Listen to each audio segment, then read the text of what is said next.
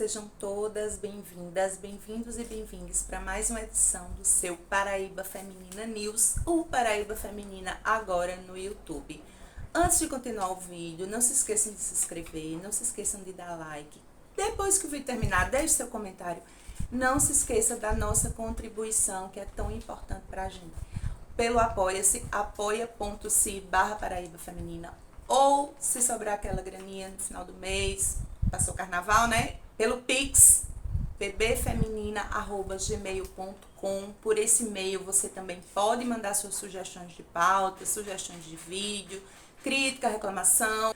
Antes de continuar o vídeo, eu quero deixar esse alerta de gatilho, porque o conteúdo a seguir fala sobre abuso sexual infantil e violência grave contra crianças e adolescentes. Então, como vocês já viram na descrição do vídeo, a gente vai falar hoje sobre alienação parental. Mas antes, deixa eu contar duas histórias. A primeira história é a história de Ana, de 52 anos. Antes mesmo do primeiro filho nascer, ela já sofria violência doméstica por parte do companheiro. Depois que o menininho nasceu, as violências se tornaram piores, não só contra a Ana, mas contra o menino também. Até que chegou um ponto que Ana começou a desconfiar de que o pai estaria abusando do próprio filho. Até que num determinado dia, Ana chegou em casa, viu o pai e a criança nus, perguntou o que era que estava acontecendo e, como resposta, ela teve a cabeça enfiada no vaso sanitário. A polícia foi chamada, o agressor foi preso e entrou-se na batalha de divórcio. Mesmo com histórico de violência e mesmo com o cara tendo sido preso em flagrante pela última agressão, ele entrou na justiça e alegou que Ana estaria fazendo alienação parental com o filho. Foi o que aconteceu? A justiça determinou que o menino ficasse com o pai. E o que foi que aconteceu? O pai deu um endereço falso, sumiu com a criança e desde 2017, Ana tem tentado encontrar o filho. Próxima história é a história de Jane, assistente de recursos humanos, de 39 anos, e essa, minha gente, é mais pesada. Ela ficou casada durante 12 anos com o marido e teve 2 filhos, um menino e uma menina. Foi o que aconteceu. Esse pai, esse marido, também começou a demonstrar sinais graves de violência contra Jane e contra os filhos. Até que em 2014 ela entrou com um pedido de divórcio. O que foi que aconteceu? Mesmo com o testemunho das crianças, mesmo com as alegações de Jane, mesmo com testemunhas, a justiça determinou, com base na lei de alienação parental, que ela era obrigada, sim, a deixar os filhos com o pai nos finais de semana. E aí Jane cumpriu o que a justiça determinou, tentou reverter esse processo e, enquanto isso, durante um carnaval, o pai pegou os filhos, como a justiça tinha determinado, e não os devolveu. Jane começou a ficar muito preocupada, entrou em desespero e o pior, minha gente, foi o pior. Ele matou os 2 filhos e depois se matou. Jane não só processa o Estado por negligência, como também processa a família do ex-marido, porque eles estão de posse de materiais, de objetos que eram das crianças e ela quer ter isso de volta e a família do pai dos filhos dela não entrega. E Jane tenta ajudar outras mulheres que estão passando ou que passaram pela mesma situação que ela. Mas então, o que é essa tal de alienação parental? Em tese, a alienação parental seria uma interferência psicológica que um dos genitores faz com a criança com o objetivo de afastá-lo do pai ou da mãe. Em tese. Seria mais ou menos aquela mãe que inventa mentiras sobre o pai, ou aquela mãe que diz que o pai não gosta do filho, ou aquela mãe que dificulta, o processo entre pais e filhos e que dificulta as visitas, dificulta as viagens. Eu tô falando de mães e não é por acaso. E de onde foi que surgiu este termo, alienação parental? De onde veio isso? Então, esse termo foi criado por um psicólogo norte-americano chamado Richard Gardner. Ele acreditava que a mãe, na maioria das vezes, fazia falsas acusações de abuso sexual contra o marido. Por quê? Porque ela tinha ciúme. E porque ela queria acabar com a imagem do cara. O problema é que esse termo, esse estudo e esses métodos nunca foram assimilados pela comunidade científica mundial. ou seja, a síndrome de alienação parental foi criada por um cara a partir da própria experiência dele, sem método, sem pesquisa, sem metodologia, sem embasamento científico. Seria mais ou menos o seguinte: quando eu tomo Coca-Cola muito gelada, eu fico com soluço. E aí o que é que eu faço? Eu crio um termo chamado síndrome do soluço da Coca-Cola. Então, toda vez que alguém tomar Coca-Cola muito gelada, ela vai ter soluço. Faz sentido para vocês? Pois é. E quem foi esse Richard Gardner? Quem foi esta alma cebosa? Ele foi autor de mais de 40 livros, a maioria deles voltados para a tal da síndrome de alienação parental. Além desse livro, ele colecionou declarações polêmicas que eu prefiro chamar aqui de criminosas. A pedofilia é uma prática amplamente difundida e aceita entre literalmente bilhões de pessoas. Pode ser que uma das razões da filha ter se aproximado do pai seja a deteriorização do relacionamento dela com a mãe. A criança precisa ser ajudada de forma a perceber que temos em nossa sociedade uma atitude exageradamente punitiva em relação aos encontros sexuais entre adultos e crianças. Além de serem totalmente nojentas, essas afirmações são criminosas. Richard Gardner também foi o autor de uma coisa que muita gente já ouviu falar e até conhece, que é a tal da constelação familiar, mas nós não vamos falar sobre isso ainda. Em 2013, Richard Gardner se matou com uma facada no peito e outra no pescoço. A gente sente muito.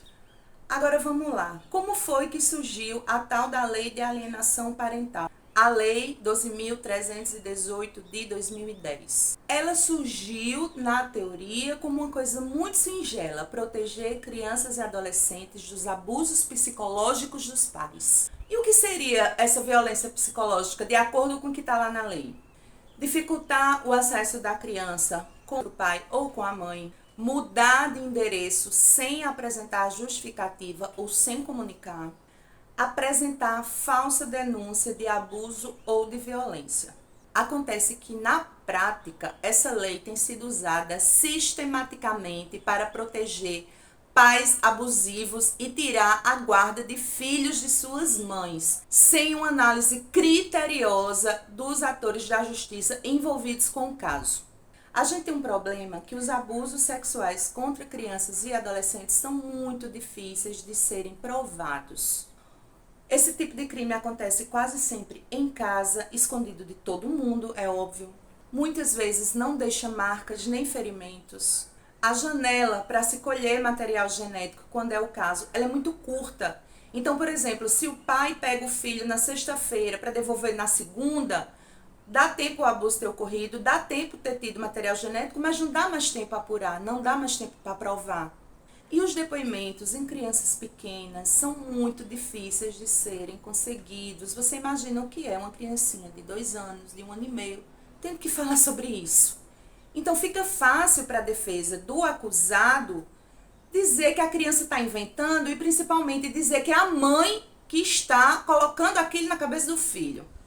E agora vocês imaginem o que é esse ciclo todo. Uma criança, um adolescente, sofre um abuso do próprio pai, tem coragem, não se sabe de onde, para contar isso para a mãe. A mãe tira força também, não se sabe de onde, para denunciar. E quando chega na delegacia, o que é que acontece? A mãe é acusada de alienação parental e muitas vezes perde a guarda das crianças. Na melhor das hipóteses, ela é obrigada a deixar que o filho ou a filha fique com aquele pai por um determinado tempo. Ah, Tati, que exagero, não é isso não, não é assim que acontece, pelo amor de Deus. Minha gente, não é exagero. Primeiro, porque a gente tem que levar em conta uma coisa que eu já falei aqui outras vezes. Mais de 70% dos casos de abuso sexual infantil acontecem dentro de casa. E 4 em cada 10 crianças são abusadas sexualmente pelo próprio pai. Segundo, que a justiça no Brasil é feita por homens e em benefício dos homens. E isso a gente tá cansado de saber. Nos últimos anos, tem tido uma luta muito intensa de mães pela revogação dessa lei de alienação parental. Durante a pandemia da Covid-19, o Conselho Nacional de Justiça detectou um aumento gigantesco no número de pedidos de guarda baseados na lei de alienação parental. Em 2020, foram mais de 10 mil ações, um aumento de 171% em relação a 2019. Ainda em 2011, a ONU Mulheres lançou uma recomendação de que a legislação dos países não admitissem a síndrome de alienação parental como prova ou evidência em processos de guarda de crianças e adolescentes. Em agosto de 2022, uma relatoria especial da ONU sobre violência contra mulheres e meninas expediu uma nova recomendação com conteúdo similar àquela lá de 2011. Reconhecendo o uso deturpado da síndrome de alienação parental contra mulheres vítimas de violência doméstica. E que isso seria uma nova forma de violência contra essas mulheres, dessa vez praticadas pelo Estado. Também em 2022, o Conselho Nacional de Direitos Humanos aprovou uma recomendação que aconselha o Congresso Nacional a revogar a lei de alienação parental, considerando a legislação nacional e internacional de combate à violência contra mulheres e meninas e reconhecendo que o uso desta síndrome de alienação parental vem afetando negativamente milhares de famílias, de mulheres e de crianças. O Conselho Nacional de Saúde também chegou à conclusão que essa lei precisa ser revogada. E por fim, e mais recentemente, peritos da ONU, especializados em combate à violência contra mulheres e crianças, fizeram um apelo para que o próximo governo do Brasil revogue a lei de alienação parental. Lula, essa é contigo. Como eu não sou da área de direito, eu pedi ajuda à queridíssima Janaína Nunes, especialista em direito da família, para tirar 3 dúvidas principais para a gente sobre essa lei de alienação parental. Vamos lá. Janaína, por que essa lei é tão prejudicial e por que é que ela atinge especialmente as mulheres? A lei de alienação parental, que está em vigor desde 2010, veio na tentativa de proteger crianças e adolescentes de eventuais impedimentos à convivência com seus familiares. Mas o que a gente tem visto na prática ao longo desses 14 anos que a lei está em vigor é que ela se tornou um instrumento normativo para perseguir mulheres que tentam defender os seus direitos ou os dos seus filhos. Ela é utilizada pelos genitores como proteção e perpetuação de situações de agressão contra os seus próprios filhos. Não eventualmente quando as mulheres demandam judicialmente revisão de alimentos, pensões alimentícias ou até mesmo denunciam esses homens por agressões aos seus filhos, eles contra-argumentam alegando alienação parental. Se tem tanto problema envolvido, por que é que os juízes de família continuam tomando suas decisões baseadas nessa lei? Em que pese existirem algumas iniciativas legislativas para revogar totalmente a lei de alienação parental, ela ainda está em vigor, portanto, é um critério normativo a ser analisado quando o julgamento das demandas judiciais. Mas a gente também tem que pontuar que o sistema de justiça ainda reverbera o machismo estrutural e essa visão patriarcal de que o pai tem que ser tutelado em resguardo do seu direito, do seu pátrio poder, enquanto as mães são as grandes vilãs, as controladoras, as grandes alienadoras. Existe alguma forma das mães se protegerem e principalmente protegerem seus filhos da aplicação dessa lei maldita? A primeira forma de toda mulher se proteger é se informar sobre a alienação parental e como é utilizada essa lei em favor dos genitores. Assim ela poderá se prevenir e não só reprimir eventuais demandas. Sabendo disso, façam sempre registro das comunicações com o genitor, combinando os horários e as formas de entrega da criança para visitação e convivência. E no momento que houver esse encontro, fazer o registro da reação da criança com o pai. Sigam Janaína no Instagram, que ela tem conteúdos ótimos sobre direito de família e tá lá escrito na bio, advogada da mulher. Amamos. A boa notícia é que tramita no Congresso Nacional o projeto de lei 2812, que revoga a lei de alienação parental.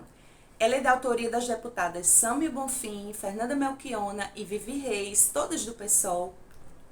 A má notícia é que a última movimentação dessa lei foi em outubro de 2023. Essa lei esdrúxula, machista e criminosa precisa ser revogada com a máxima urgência.